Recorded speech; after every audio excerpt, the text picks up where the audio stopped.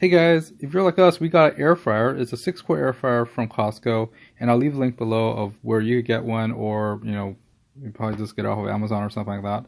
But anywho, long story short, our last video we made a some citrus lemon pepper wings, which is really good. It came out crispy, super tender on the inside. We loved it so much that we continue on to make some Japanese sweet potato fries, which is a little more unique, a little exotic.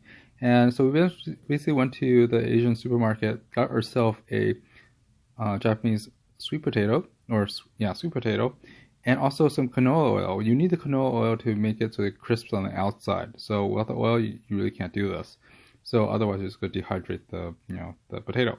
You also need either a V slicer or some sort of V slicer. I'll leave a link below for some, but you really don't need this. It makes it easier because you just slice fries right through it. You can also use a knife, which is pretty straightforward and useful.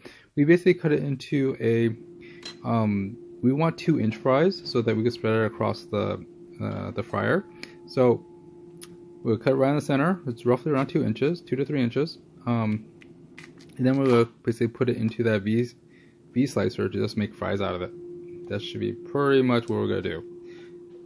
But you could also use, a knife. So because we want to learn more knife skills, we're just gonna basically cut out these little fries by hand, which is fine. And not much if you're learning how to cook, this is a pretty easy way to start learning and to actually understand your knife skills and how to use a knife. Anyways, put it in a big bowl, put the canola oil in it, mix it all around. So you want to make sure it has some oil on it. You can also use a spray if you want, but a bowl and a few mixes of canola oil, it works pretty well. Line the air fryer pan and the I think what they call the thing that goes on top of the pan, the crisper. Basically line it up. You don't want to get it overly stacked. You basically just want like 1 or 2 layers of this thing, and so the air could still flow through this thing. So we're going to be putting this thing in for about the 400 degrees, preheated, 400 degrees, and for 10 minutes. Now, while we were chopping all that stuff, we already had this thing preheated for 400 degrees. After 10 minutes, basically it's already starting to brown on one side. So we're going to go ahead and stir this around. You could toss it either by moving the whole thing around, or you could use your tongs and basically move the things around as well. But you want to make sure you get the brown side down and the non-cooked side up so that it will get to the heat coils.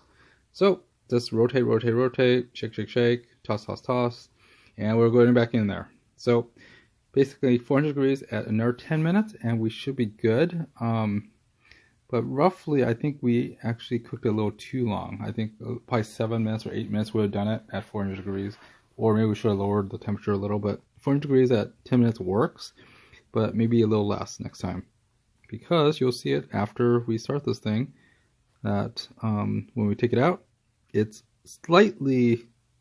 not burnt, but it is crisp on the outside and chewy and moist in the inside, which is great. It looks like fries, but at the same time, it looks a little bit more burnt than it was. So long story short, you might want to lower that second time around to probably around 8 minutes. But 10-10 is fine as well. It works, especially when you're dealing with with raw potatoes. But if it was frozen, I think you need even more time, or lower heat, more time, because otherwise, if it's frozen, we'll try that out next time in a future video. But overall, this came out really well because inside was tender, outside was crisp, and it's just like fries you pay a lot of money for at the restaurant, but you have it at home, and all you did was buy a potato. Cleaning up was really easy because of the non-stick surfaces. All you do is basically use a little soap and rinse all the stuff off. There really isn't much. Maybe some of that canola oil, but otherwise the char didn't really touch it. It was really simple to clean and to dry off and just put away, which is really cool. This has been really convenient getting an air fryer because it's like a little convection oven, which is really cool. Mixed with the, like I said before, we made the chicken before, so if you want to, I'll leave the link below in the description, as well as the products used in this video and all the other fun stuff. But again, our next one will probably be something like burritos, but please, if you have an air fryer, please leave some comments below and some suggestions if you want. Our next one will probably be a air fried burrito, which is pretty awesome. It will be very simple to make because we're using a store-bought burrito.